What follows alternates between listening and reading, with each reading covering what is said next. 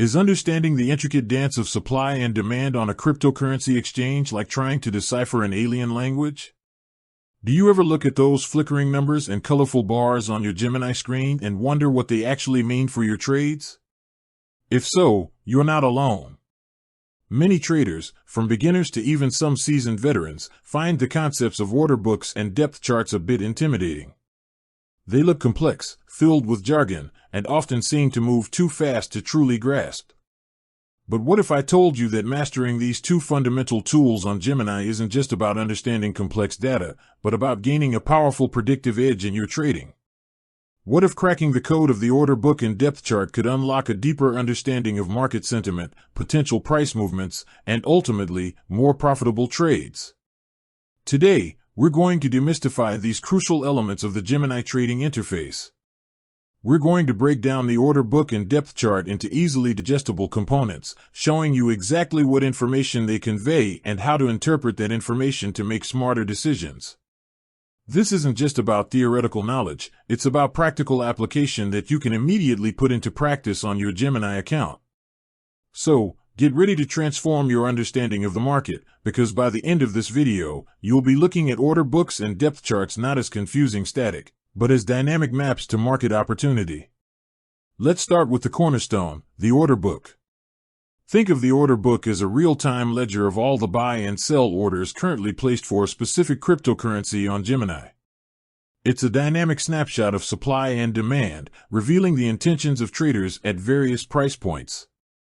The order book is typically divided into two main sections, the bid side, often displayed in green or blue, and the ask side, typically displayed in red. The bid side represents all the buy orders.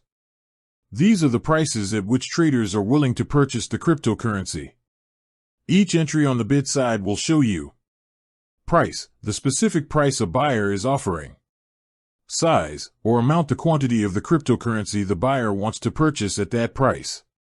Total, the cumulative quantity of all buy orders at or above that price. Essentially, the bid side tells you the demand for the asset. The higher the price on the bid side, the more aggressive the buyers are. Conversely, the ask side represents all the sell orders.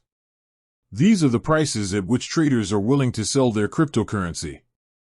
Each entry on the ask side will show you price, the specific price a seller is demanding. Size, or amount, the quantity of the cryptocurrency the seller wants to sell at that price. Total, the cumulative quantity of all sell orders at or below that price. The ask side reveals the supply of the asset.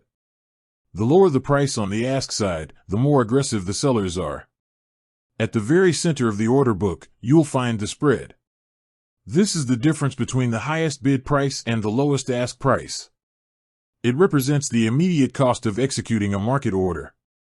A narrow spread indicates high liquidity and active trading, meaning you can typically buy or sell without significant price slippage. A wide spread, on the other hand, suggests lower liquidity and potentially higher costs for immediate execution. Now, let's consider the flow of the order book. Orders are constantly being added, modified, and filled. When a buy order meets a sell order at the same price, a trade is executed, and those orders are removed from the order book. New orders are then added as traders place them. This constant churn is what makes the order book so dynamic and informative. For example, if you see a large cluster of buy orders at a specific price, it suggests strong support at that level. This means many buyers believe the asset is a good value at that price and are willing to accumulate. Conversely, a large cluster of sell orders at a particular price indicates significant resistance, meaning many sellers are looking to offload their holdings at that point. Understanding these clusters, or walls, is crucial. A large buy wall could act as a psychological price floor, making it harder for the price to drop further. Conversely, a large sell wall could act as a ceiling, preventing the price from rising easily above that level. But the order book alone, while incredibly valuable, can sometimes be a bit overwhelming with its granular detail. This is where the depth chart comes in. The depth chart is a visual representation of the order book, providing a more intuitive and aggregated view of market depth.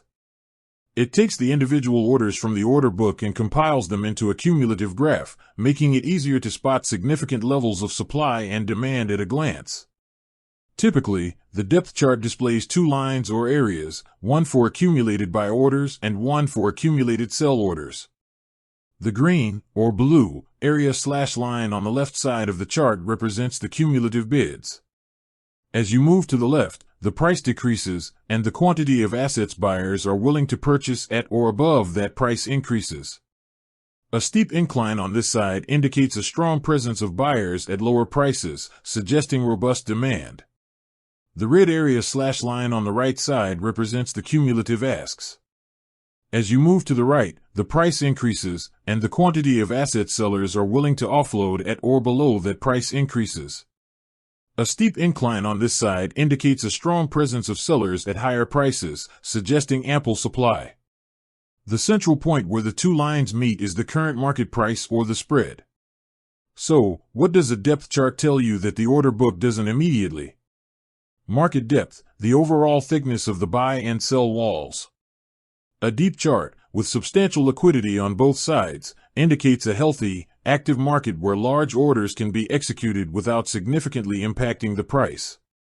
A shallow chart, on the other hand, suggests low liquidity, making it more susceptible to price swings from even relatively small orders. Support and resistance levels, prominent steps or walls on the depth chart clearly highlight significant levels of supply or demand. A large horizontal segment on the bid side indicates a strong support level, where many buyers are clustered. Similarly, a large horizontal segment on the ask side indicates a strong resistance level, where many sellers are concentrated. These are key areas to watch for potential price reversals or breakouts. Market imbalance. By observing the relative size and shape of the bid and ask sides, you can get a quick sense of market imbalance. If the buy side is significantly larger and deeper than the sell side, it suggests bullish sentiment and potential upward price movement. Conversely, if the sell side is much larger and deeper, it indicates bearish sentiment and potential downward pressure. Now, let's talk about how to use these tools together on Gemini. With that said, thanks for watching and until next time.